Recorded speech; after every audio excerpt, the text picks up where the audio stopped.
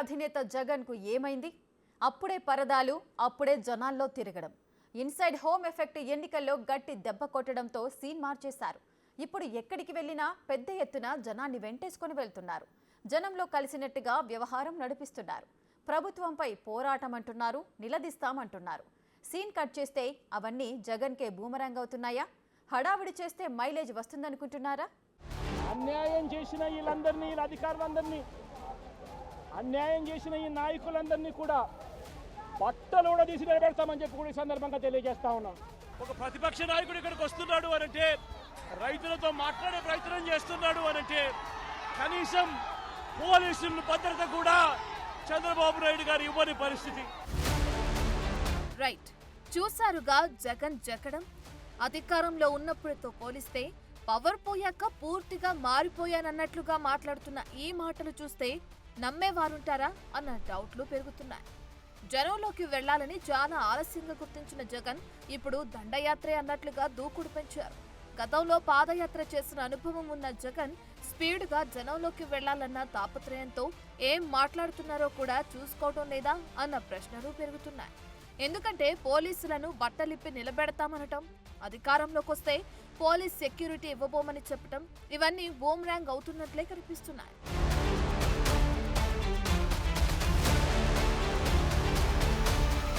ఒక వేలు అవతలి వారి వైపు చూపిస్తే మిగతా వేళ్లు రివర్స్లో ఉంటాయి. మరి వాటిని ఎలా కౌంటర్ చేస్తారన్నదే కీలకం.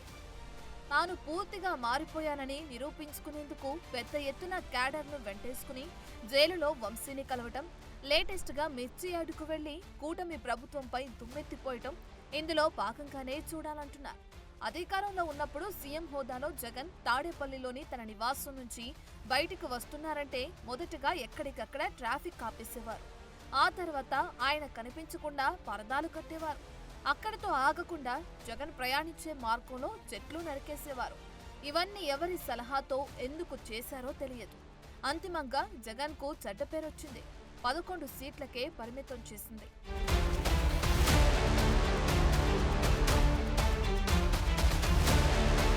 లేటెస్ట్ గా జగన్ గుంటూరు మిర్చి యార్డుకు వెళ్లారు.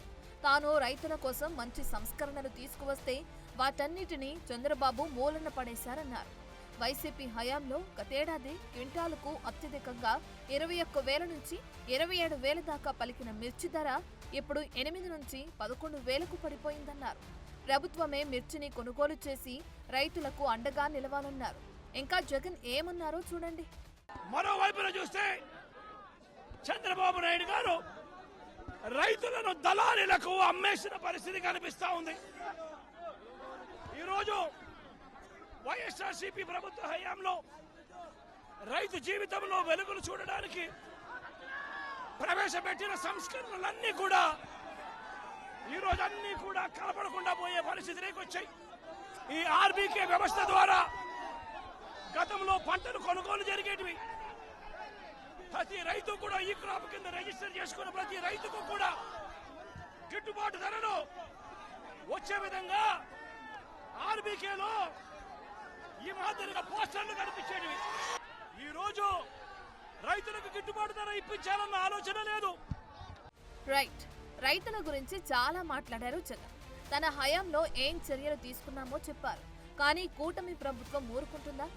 వారు కూడా కొన్ని ప్రూఫ్స్ ముందు పెట్టుకుని గట్టిగానే కౌంటర్ ఇచ్చారు. మార్కెట్లో మిర్చికి 12,000 ధర ఉంటే కేవలం 7,000 మాత్రమే ఇస్తానని జీవో ఇచ్చిన జగన్ ఇప్పుడు మాట్లాడడం ఏంటని క్వశ్చన్ చేశారు. కేవలం మిర్చి ధరల మీదే కేంద్ర వ్యవసాయ శాఖ మంత్రి టైం తీసుకుని ఆయన కలిసి ఇక్కడ ఉన్నటువంటి పరిస్థితులన్నీ తెలియచేసి మిర్చి రైతుకి మేలు చేయాలని చెప్పి ప్రయత్నం చేస్తున్నాం. ఈ జీవోలో చూస్తే 7,000 రూపాయలు ఇచ్చాం. మార్కెట్ ఇంటర్వెన్స్ ఫండ్ కూడా పెట్టేశాం. మేము కొనేస్తున్నామని చెప్పి జీవోలు ఇచ్చాం. ఛాలెంజ్ చేస్తున్నాను, ఈ సంవత్సరం ఇంటర్వర్షన్ ఫండ్ ఒక్క పైసా నువ్వు పెట్టావని నిరూపిస్తే జీవోలు ఇవ్వడం కాదు, జీవోల్లో రాయడం కాదు, ఒక్క పైసా నువ్వు ఈ మాట చెప్పిన వాడు పైసాను పెట్టాలి. ఒక్క పైసా పెట్టకుండా ఇష్టానుసారంగా చేసి నువ్వు ఈరోజు మాట్లాడుతుంటే ఎవరు నమ్ముతాడు? సో జీవోలు ఇవ్వటం కాదు, రైతుల క్షేమం కోరి పెడతానన్న ప్రైస్ స్టెబిలైజేషన్ ఫండ్ ఎక్కడా అని కూటమి నేతలు ప్రశ్నిస్తున్నారు. సో ఇది అటు తిరిగి ఇటు తిరిగి జగన్ కే రివర్స్ అయింది. వైసీపీ ప్రభుత్వ హయాంలో మిర్చి కనీస మద్దతు ధర 7,000గా నిర్ణయించింది. ఈ మేరకు 2020 జనవరి 9న జారీ చేసిన జీవోను అధికారులు బయటపెట్టారు. అప్పుడు రేటు పడిపోయినా కొనుగోలు చేయని విషయాన్ని ప్రస్తావిస్తున్నారు. కనీస మద్దతు ధర క్వింటాల్కు 7,000గా నిర్ణయించడంపై ఆనాడే జగన్ ప్రభుత్వ హయాంలోనే రైతులు, నేతలు నిరసనలు చేపట్టారు. అప్పుడు అలా చేసి ఇప్పుడు గుంటూరు మిర్చి యార్డ్ దగ్గర పరామర్శలేంటన్న ప్రశ్నలైతే వస్తున్నాయి. ఇదంతా జగన్ నాటకమే అంటున్నారు.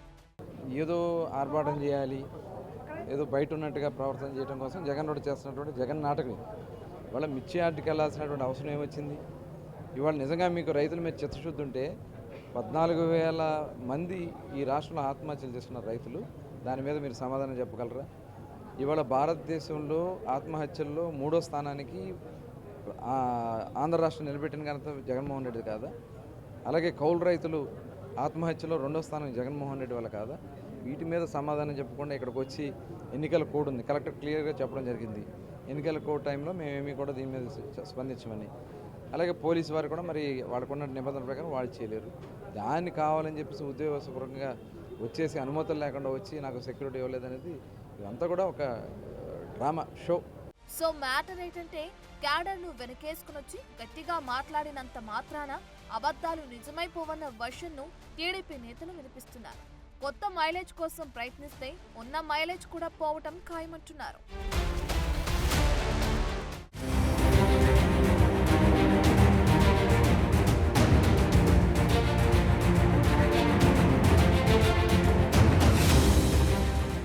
తాను మారిన మనిషి అని చెప్పుకునేందుకు మాజీ సీఎం జగన్ ప్రయత్నాలు పెంచారా అంటే అవునన్న సమాధానమే వస్తోంది. వైఎస్ మాదిరిగానే జనాన్ని కలిసిన తర్వాతే మిగతా కార్యక్రమాలు చేపట్టాలని అనుకుంటున్నారట. సో ఏ లెక్కలు ఎలా ఉన్నా జనం అధికారంలో ఉన్నప్పుడు ఎలా ఉన్నారు, ప్రతిపక్షంలో ఎలా ఉన్నారన్నది చూస్తారు. మరి ఆ మాత్రం లాజిక్ మర్చిపోతే ఎలా అన్న ప్రశ్నలైతే వస్తున్నాయి. ఫిబ్రవరి 19వ తారీఖున 2023 మంగళగిరి మంగళగిరిలో టీడీపీ హెడ్ ఆఫీసులో పట్టాభి అనే వ్యక్తి చేత వంశీ మీద భరించలేని విధంగా బూతులు తిట్టించారు చంద్రబాబు నాయుడు గారు. బలహీన వర్గాల నాయకుడు చిన్నా గారికి అండగా నిలబడటం కోసం వెళ్ళాం. అంటే నువ్వు మా పార్టీ బీసీ నాయకుడి ఇంటిపైన దాడి చేస్తే ఎవరు ప్రశ్నించకూడదా? బీసీలకు రక్షణగా నిలబడటానికి ఎవరు ముందుకు రాకూడదా? నీ ప్రభుత్వ హయాంలో బీసీల కోసం, దళితుల కోసం ఎవరు పోరాడినా వాళ్ళు నేరస్తులేనా? అదే కదా తమరు తెలియజెప్పింది. రైట్, ఇదే మ్యాటర్. వల్లభనేని వంశీని జైలుకెళ్లి కలిసొచ్చిన జగన్ వంశీని ఎలా తిట్టించారన్నారు. దానికి కౌంటర్ గా టీడీపీ నేతలు కూడా ధీటుగానే జవాబిచ్చారు. వెళ్లిన ప్రతి చోట ఏదో సెన్సేషన్ క్రియేట్ చేయాలనుకునే ఉద్దేశంతోనే జగన్ వెళుతున్నారా అన్నది హాట్ టాపిక్ గా మారింది.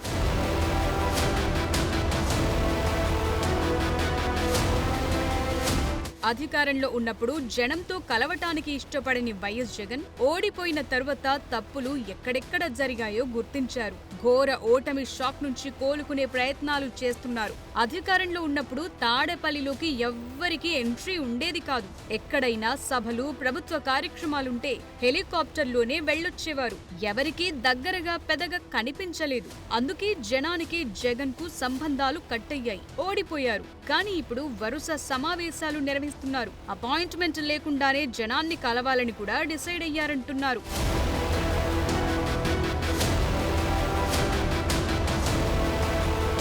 జగన్ ఇప్పుడు మాట్లాడితే జగన్ 2.0 ప్రభుత్వం వస్తుందని, అప్పుడు అస్సలు కథ ఉంటుందంటున్నారు. బెదిరించే వారిని బెదిరిస్తున్నారు. ఇన్నాళ్లు కార్యకర్తలను దూరం పెట్టడం వల్లే నష్టపోయామని ఒప్పుకుంటున్నారు.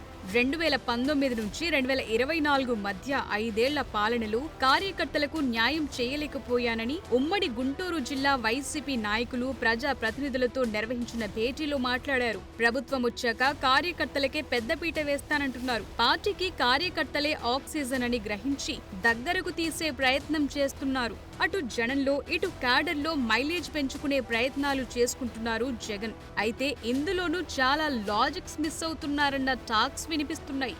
ఇందులో కొన్ని ఎగ్జాంపుల్స్ చూద్దాం.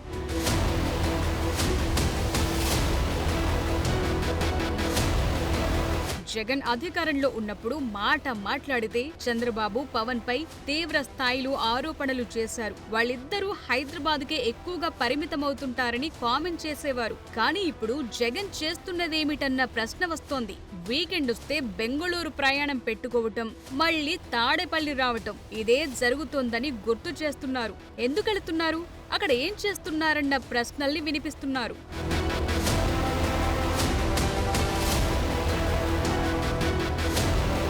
సో ఇప్పుడు గట్టిగా మాట్లాడినంత మాత్రాన అధికారంలో ఉన్నప్పుడు చేసిన తప్పుల్ని అవతలి వారు గుర్తు చేస్తారు. Matter same to same. Mileage పెంచుకోవాలంటే చాలా రూట్లుంటాయి. అగ్రెసివ్ గా వెళితేనే అన్ని వర్కౌట్ అవుతాయనుకోవటం పొరపాటే. వైఎస్ వారసత్వం, పాదయాత్ర చేసిన అనుభవమున్న జగన్ కు ఇవి ప్రత్యేకంగా ఎవరూ చెప్పక్కర్లేదు.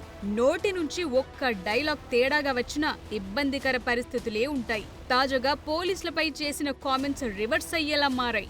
రేపొద్దున మళ్ళీ మా అధికారం వస్తుంది. వచ్చినప్పుడు అన్యాయం చేసిన వీళ్ళందరినీ, వీళ్ళ అధికారులందరినీ, అన్యాయం చేసిన ఈ నాయకులందరినీ కూడా బట్టలు కూడా తీసి నిలబెడతామని చెప్పి కూడా ఈ సందర్భంగా తెలియజేస్తా ఉన్నాను. స్టేట్మెంట్ ఇచ్చేటప్పుడు రాజకీయాల్లో మేనమేషాలు లెక్క పెట్టకుండా మంచి చెడు చూసుకుని మాట్లాడితే ప్రయోజనం ఉంటుంది తప్ప నోటికి ఎంత వస్తే అంత మాట్లాడితే రాష్ట్ర ప్రజలు గమనిస్తున్నారు. జగన్మోహన్ రెడ్డి గారు మీరు బూతులు తిట్టేవాళ్ళని ఇంకా ప్రోత్సహించి ఇంకా ఇలాగే రౌడీయిజాన్ని ప్రోత్సహిద్దాం అనుకుంటే ఈ రాష్ట్రానికి వైఎస్ఆర్ కాంగ్రెస్ పార్టీ సీట్లు ఎలా పెరుగుతాయని మీరు అనుకుంటున్నారో నాకైతే అర్థం అవ్వట్లేదు. కానీ జగన్ ఒకటనుకుంటే సీన్ మరోలా తయారయ్యింది. పోలీసులపై చేసిన కామెంట్లను పోలీసు సంక్షేమ సంఘం ఖండించింది. జనంలోకి పోలీసుల్లోకి మ్యాటర్ మరోలా తీసుకెళ్లింది. మాజీ ముఖ్యమంత్రి శ్రీ వైఎస్ జగన్మోహన్ రెడ్డి గారు పోలీసులను ఉద్దేశించి ప్రెస్ మీట్లో పోలీసులు రిటైర్డ్ అయిన తర్వాత కూడా బట్టలు ఊడదీసి నిలబెడతానని చెప్పేటటువంటి వాక్యాలను ఆంధ్రప్రదేశ్ పోలీస్ అధికారులను తీవ్రంగా పరిగణిస్తూ ఖండిస్తూ ఉన్నాం. ఎందుకంటే గతంలో 9 నెలల క్రితము మీ ప్రభుత్వంలో కూడా ఇదే పోలీసులు పనిచేశారని చెప్పి ఒకసారి గుర్తు చేస్తూ ఉన్నాం. సో మాజీ సీఎం జగన్ ముందు సవాళ్లు భారీగానే ఉన్నాయి. వాటిని ఎదుర్కోవాలంటే దూకుడొక్కటే పని చేయదు, యుక్తి కూడా ఉండాలంటున్నారు. పరిగెత్తి పాలు తాగటం కంటే నిలబడి నీళ్లు తాగటం బెటర్ అన్నది తెలుగు సామెత. సో మైలేజ్ కోసం ఏదో చేద్దామనుకుంటే ఇంకేదో అవుతోందన్న వెర్షన్ను కూడా కూటమి నేతలు వినిపిస్తున్నారు.